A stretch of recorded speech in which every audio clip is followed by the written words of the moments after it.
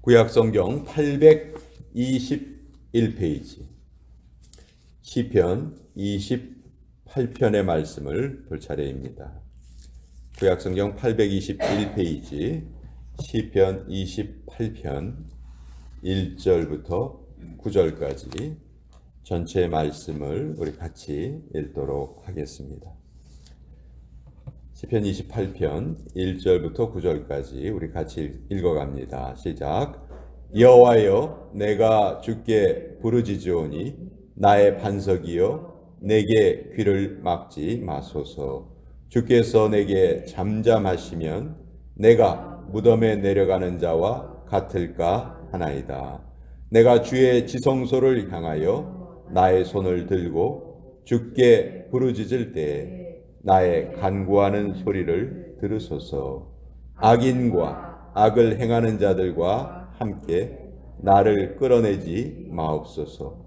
그들은 그 이웃에게 화평을 말하나 그들의 마음에는 악독이 있나이다.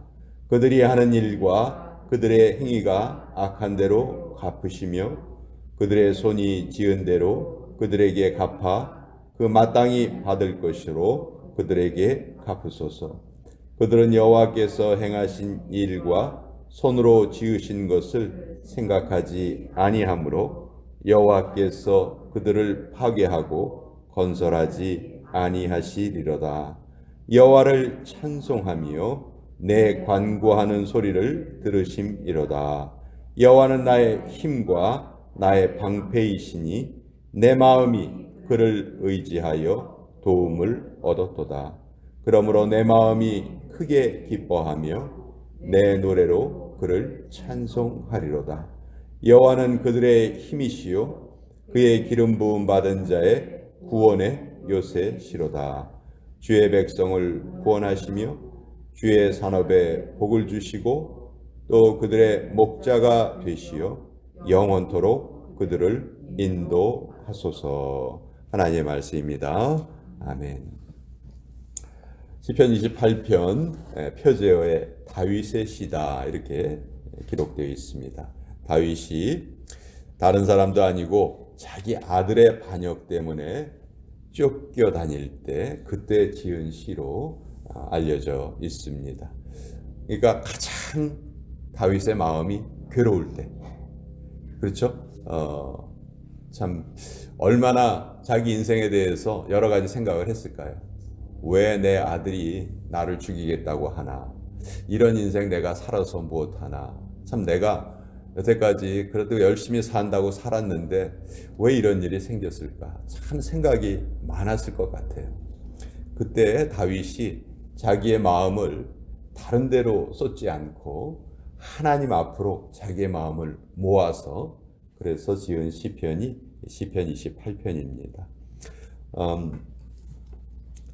여기에 보면 이 시편의 내용이 앞부분은 대부분 자기 자신의 그 힘든 상황을 하나님께 탄원하고 있어요. 1절에 보면 여호와여, 내가 주께 부르짖으오니 나의 반석이여, 내게 귀를 막지 마소서. 주께서 내게 잠잠하시면 내가 무덤에 내려가는 자와 같을까 하나이다. 지금 내 삶이 참 너무너무 힘들고 어렵습니다. 이때 하나님께서 나에게 답하지 않으시면 내가 무덤에 내려가는 자와 같을 것입니다. 이 무덤은 원어를 보면 지옥으로 되어 있어요. 그러니까 지옥이 어떤 곳인지 아시잖아요? 그 하나님을 믿지 않는 자들이 가는 곳이죠. 믿음이 없는 곳이 가는 곳이에요.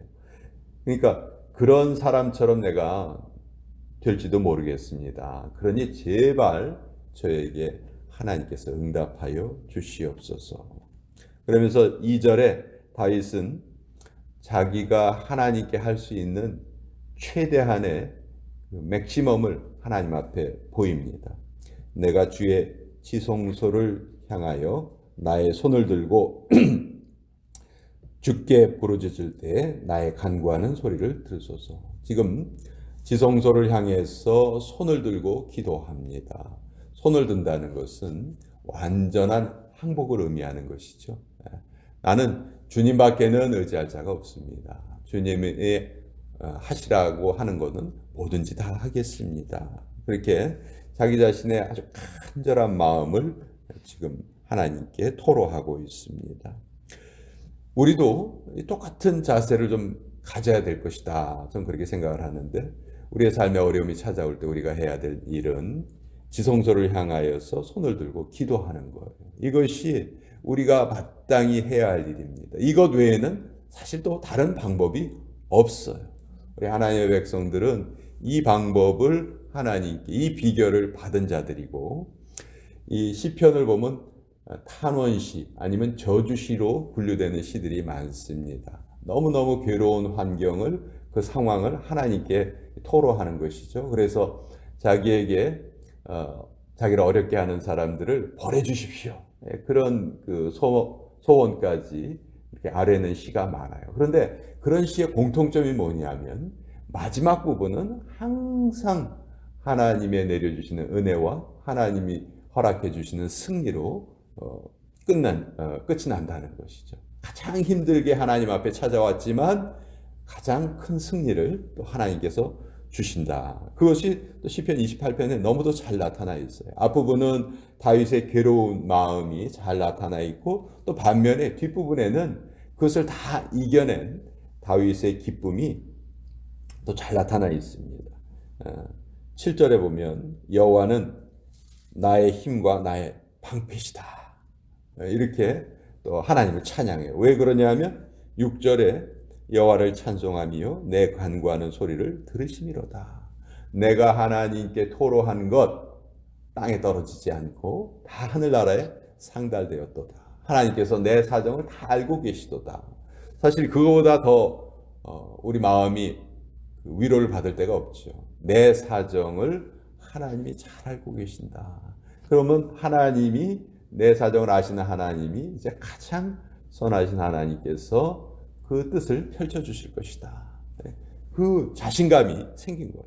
그래서 이제 1절에 보면 내가 지옥에 떨어질 것 같습니다 라고 그런 그 안타까움을 말하다가도 이제 기도를 통해서 새로운 힘을 얻고, 여호와는 나의 힘이요 나의 방패십니다. 그래서 내가 내 노래로 하나님께 찬송을 드리겠습니다. 그렇게 완전히 다윗의 그 태도가 바뀌죠. 그 마음이 바뀌어요. 우리가 여기서 알 수 있는 것은 상황이 바뀐 건 하나도 없어요. 상황은 하나도 안 바뀌지만 다윗의 그 마음이 바뀌면, 똑같은 상황이라도 바라보는 시각이 완전히 달라지면 슬픔과 기쁨이 완전히 교차되게 됩니다. 하나님께 간구하기 전에는 슬픔만 가득하다가 이제 하나님께 기도한 후에는 하나님이 채워주시는 그 응답의 확신으로 인해서 그 슬픔이 기쁨으로 바뀌고 노래로 바뀌었다. 다윗은 이걸 고백하고 있는 거예요. 하나님께서 침묵하시면 이 세상은 죄의 권세에 의해서 움직이게 됩니다. 한마디로 하나님이 침묵하시면요, 생지옥이 따로 없습니다. 우리가 사는 이 세상이 지옥이에요. 하나님이 침묵하고 계시면. 근데 하나님은 침묵하지 않으시죠. 하나님은 살아 역사하시고 오늘도 우리 각자의 삶에 간섭하고 계시고, 그래서 하나님께 간구하는 자에게 그 하나님의 선하신 뜻을 보여주시는 좋으신 하나님이시다. 이 하나님이 우리의 아버지시다 하는 거예요. 여기 보면 악인의 정의가 나오는데 3절에 보면 악인과 악을 행하는 자들과 함께 나를 끌어내지 마옵소서. 그들은 그 이웃에게 화평을 말하나 그들의 마음에는 악독이 있나이다. 악인은 행실이 안 좋은 사람이 악인이죠. 또 5절에 보면 그들은 여호와께서 행하신 일과 손으로 지으신 것을 생각하지 아니하므로, 여기 보면 여호와를 생각하지 않는 자, 여호와께서 행하신 일, 손으로 지으신 것을 생각하지 않는 자, 이러한 자들이 바로 악인이다. 그러니까 악인이 꼭 어떤 행동을 나쁘게 하는 사람들만 성경에서 악인이라고 말하는 것이 아니고요, 하나님께 대해서 쉽게 말해서 관심이 없는 사람, 하나님과 상관없이 이 세상을 살아가는 사람을 성경에서는 악인이라고 말합니다.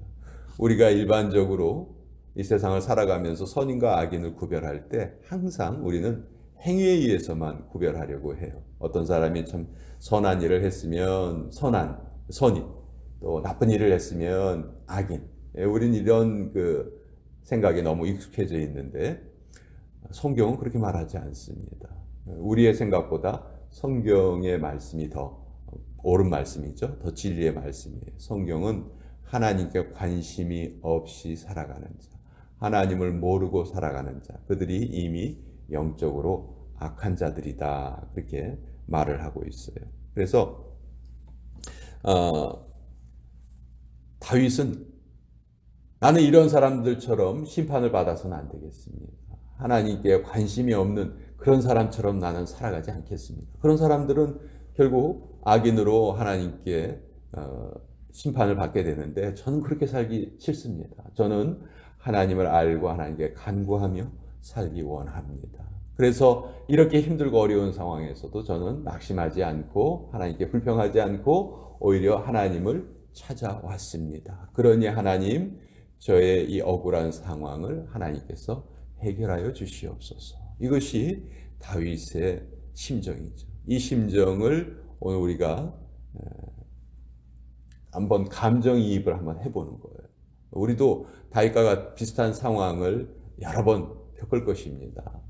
뭐 더 힘든 상황도 있을 것이고 또 이보다 나은 상황도 있을 테지만 어쨌든 우리의 삶에 어려움이 찾아오고 힘든 일이 찾아오게 됩니다.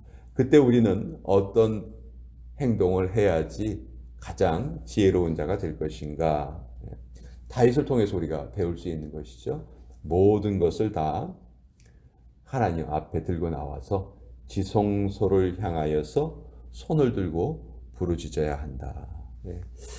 우리 정말 부르짖음의 영성이 다시 한번 필요할 때가 아닌가 그렇게 좀 생각을 합니다.